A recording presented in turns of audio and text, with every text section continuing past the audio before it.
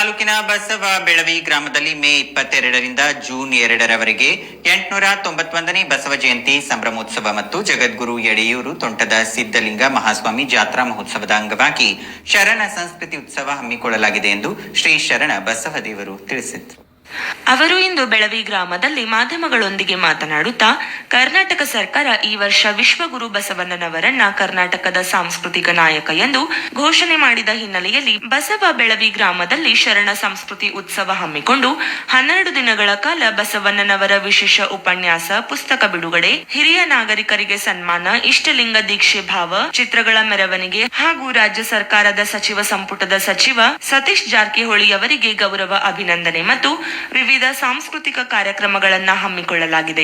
12 ದಿನಗಳ ಕಾಲ ಜರುಗುವ ಸಾಂಸ್ಕೃತಿಕ ಹಬ್ಬದಲ್ಲಿ ನಾಡಿನ ಗುರು ಹಿರಿಯರು, ಚರಮೂರ್ತಿಗಳು, ಶಾಸಕರು, ಸಾಹಿತಿಗಳು, ಸಾಧಕರು ಭಾಗವಹಿಸಲಿದ್ದಾರೆ. ಕಾರಣ ಸದ್ಭಕ್ತರು ಪ್ರತಿದಿನ ಜರುಗುವ ಕಾರ್ಯಕ್ರಮಗಳಲ್ಲಿ ಭಾಗವಹಿಸಿ ಯಶಸ್ವಿಗೊಳಿಸಬೇಕು ಎಂದರು. ಇನ್ನು ವಿಶೇಷವಾಗಿ 31ನೇ ತಾರೀಕಿನ ದಿವಸ ಪೂಜ್ಯರಾದ ಚಿತ್ತರಗಿ ಇಳಕಲ್ ವಿಜಯ ಮಹಾಂತೇಶ್ವರ ಸಂಸ್ಥಾನ ಮಠದ ಮಹಂತ ಸ್ವಾಮಿಗಳ ಸಾನ್ನಿಧ್ಯದಲ್ಲಿ ಅವತ್ತು ಕೂಡ ಗ್ರಂಥ ಬಿಡುಗಡೆ, ಅವತ್ತು ವಿಶೇಷವಾಗಿ ಸತೀಶ್ ಜಾರಕಿಹೊಳಿ ಸಾಹೇಬರಿಗೆ ಗೌರವ ಸತ್ಕಾರ, ಅಭಿನಂದನಾ ಸಮಾರಂಭ ಮತ್ತು ಅವತ್ತು ಶರಣ ದಂಪತಿಗಳ ಸತ್ಕಾರ ಕಾರ್ಯಕ್ರಮವನ್ನು ಮಾಡ್ತಾ ಇದ್ದೀವಿ. 1ನೇ ತಾರೀಕನು ಕೂಡ ಯಥಾ ಪ್ರಕಾರ ಮಹಿಳಾ ಗೋಷ್ಠಿ ನಂತ ಎಲ್ಲ ನಡೀತಾವೆ.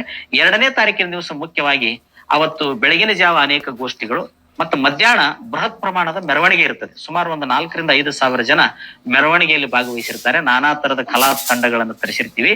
ಊರಿನ ಭಕ್ತರ ತೋಟದ ಮನೆಯಿಂದ ಧರ್ಮಗುರು ಬಸವಣ್ಣವರ ಮತ್ತು ಸಿದ್ಧಲಿಂಗೇಶ್ವರರ ಭಾವಚಿತ್ರ ಮತ್ತು ವಚನ ಸಾಹಿತ್ಯದ ಮೆರವಣಿಗೆಯನ್ನ ಸಕಲ ಬಿರುದಾವಳಿಗಳ ಮೂಲಕ ನಾಡಿನ ಬಸವಪರ ಸಂಘಟನೆಗಳ ಮೂಲಕ ಮೆರವಣಿಗೆ ಕಾರ್ಯಕ್ರಮವನ್ನು ಕೂಡ ಮಾಡಿದರು. ನಂತರ ಸಾಂಸ್ಕೃತಿಕ ಉತ್ಸವದ ಭಿತ್ತಿ ಪತ್ರ ಮತ್ತು ಆಮಂತ್ರಣ ಪತ್ರಗಳನ್ನ ಬಿಡುಗಡೆಗೊಳಿಸಿದರು.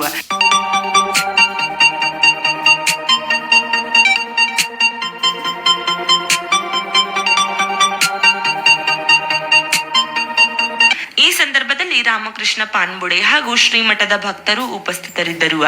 Raju Bagalkote, in news, ಹುಕ್ಕೇರಿಯ.